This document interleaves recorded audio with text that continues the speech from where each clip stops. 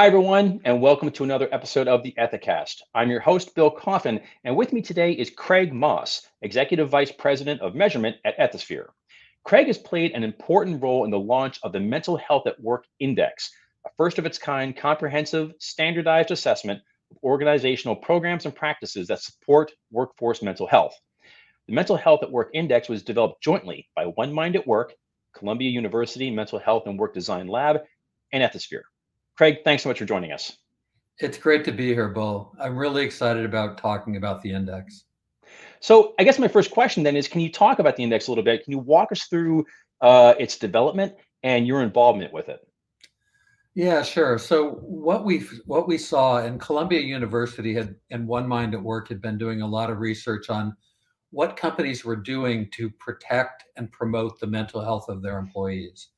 And what they found is that there was a real lack of a way for companies to be able to measure what they were doing. And so Columbia reached out to us at Ethisphere and to me about how could we build something that would let companies measure what they do. Mhm. And again, if we're looking at mental health more broadly, we think about it in terms of protect, promote, and provide services. So across that spectrum, what we did is we started to say, what are the key things that a company would need to do to be able to protect and promote the mental health of employees?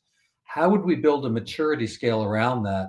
And that's where we came into Ethisphere, because as you know, we build a lot of different maturity scales that help companies to measure and improve how they handle different topics.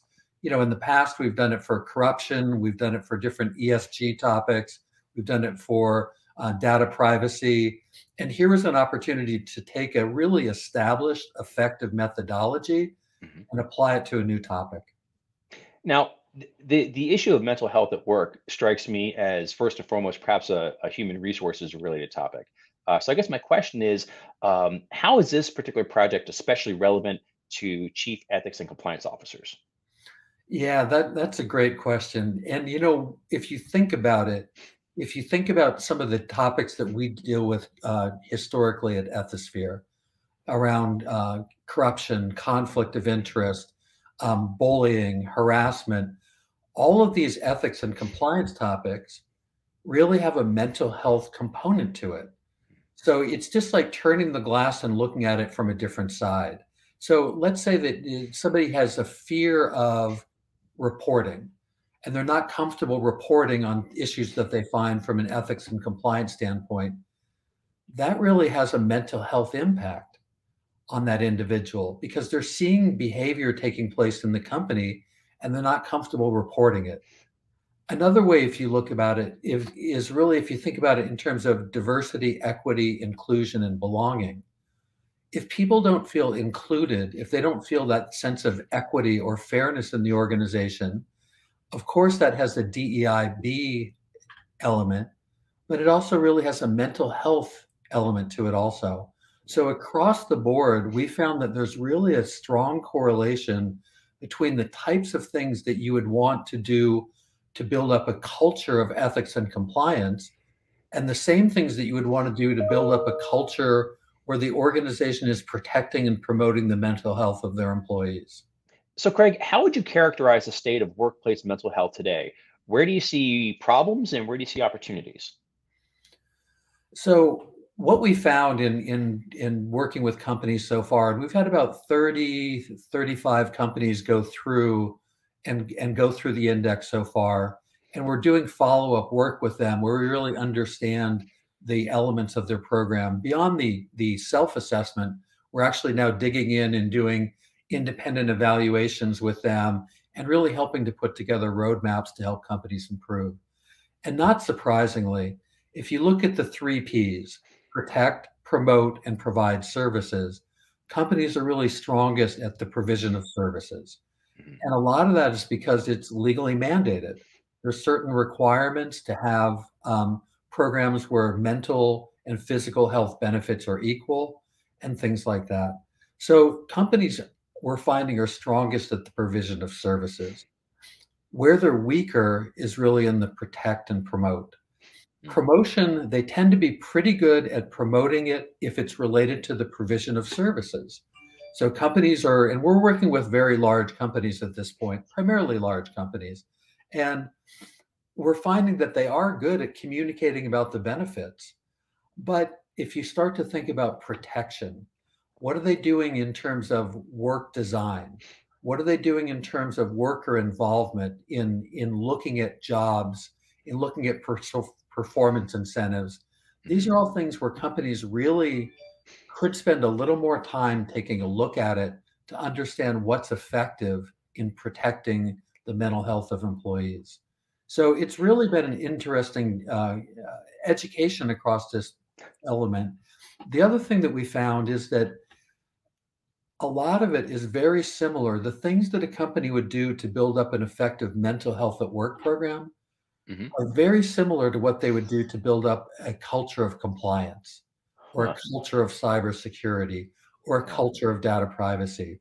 It's really about strategy. It's about leadership support.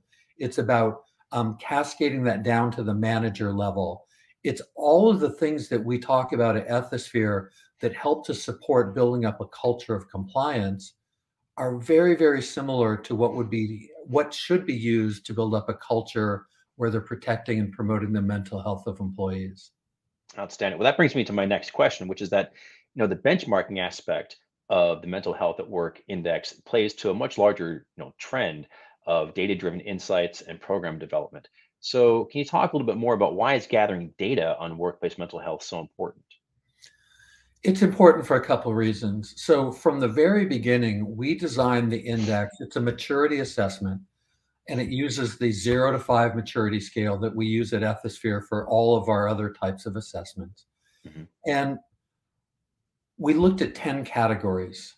And if anybody who wants more information, they can go to the website. But as I just mentioned in the previous response, we're looking at the strategy, we're looking at leadership, we're looking at training specific to mental health, we're looking at the worker involvement and work design. We're also looking at what kind of monitoring or measurement takes place. And what we're finding is that companies are really not doing a lot to really measure the results of their mental health program. They are looking at it from a benefit access standpoint, but they're not really looking then more broadly to see how this can correlate to improved employee performance or organizational performance. So one of the things that we did from the beginning, which I'm really excited about, is we also in the index, we ask a series of questions that I would call business performance questions. Hmm. So these are things like voluntary departure from the company, absenteeism, things like that that have a bottom line business impact, days to fill open positions. All of these things that we're starting now to collect data to look at the correlation between the maturity of the mental health program and hopefully improvements in things like voluntary departure rates.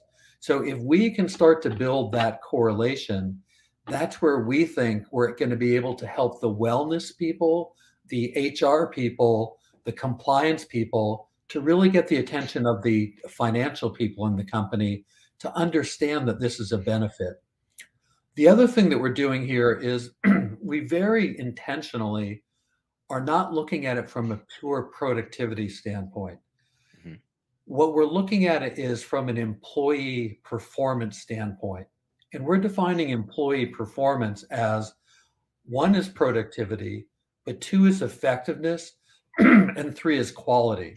Productivity, effectiveness, and quality are how we're defining broader performance. The other thing that we see a lot is, with now companies are all going through digital transformations. Hmm. And Yeah. so one of the things that's happening in companies is there's a trend toward team performance metrics. So we're also looking at not only is the individual performance improving, is the organizational performance improving, but we're also specifically looking at team performance improvement because those are the three elements that are really going to start to drive how companies benefit, right? Because as we form more teams and we're having more team based incentives, what happens if the mental health of the people on the team were paying more attention to how that is protected and promoted. Yeah. So I guess my big question for you, Craig, is what is the most important thing you've learned so far in the development of the Mental Health at Work Index? Wow. There's a couple things. So one, just from a data standpoint, Mhm. we have clearly learned that companies, as I mentioned, are better at providing services than they are at protecting or promoting. I've also found that there's a lot of interest within the HR and wellness community. There's a lot of interest in getting better at this. People are really eager to understand what they can do to get better, how they can start to involve employees. And we've also found that a lot of companies haven't really thought about all that they could be doing. So, for example, worker engagement, worker involvement, most of the companies we're dealing with, they all do culture surveys, but they haven't really correlated that into looking specifically at the mental health implications of it. So they have other things that they're measuring, but we want to help to shine more of a light specifically onto the mental health aspect and then the correlation then to the business performance improvement. That's one thing that's been really interesting. The other thing that has been fascinating to look at is really the link between mental health at work, DEI, and also some of the issues related to ESG, environment, social, and governance. And Yeah. we see there's a lot of correlation too. And specifically, one of the things that's come up pretty clearly is if you look at the S pillar in ESG, a lot of people say that fundamentally one of the tenets of it is companies should do there should no undue harm should be done to employees. Right. Right. That's sort of like a foundational part of like occupational health and safety. But when I talk to people, they've always focused on the physical health. So they understand that we shouldn't be doing anything to provide or to have undue risk to our employees from a physical standpoint. But what about the mental standpoint? Yeah. Right. So that's what we want to start to shine a light on these things, Bill. So with that in mind, Craig, my big question to you is where can people go to learn more? Where should they take this from here?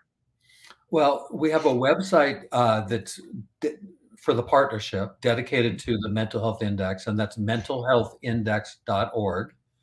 They could also send me an email. I'd be happy to talk to them about it. And those would be the two key places to go to get more. We're also going to be producing a webinar with the team at Columbia and One Mind at Work. We're going to be doing a webinar for the Bella community in the near future. So for all of you that are part of the Ethisphere's Bella community, look for a webinar coming up probably within the next month or so. Outstanding. Well, Craig, it's a delight speaking with you. Thank you so much for being with us today. It's been a pleasure, Bill, and we're really excited about this project.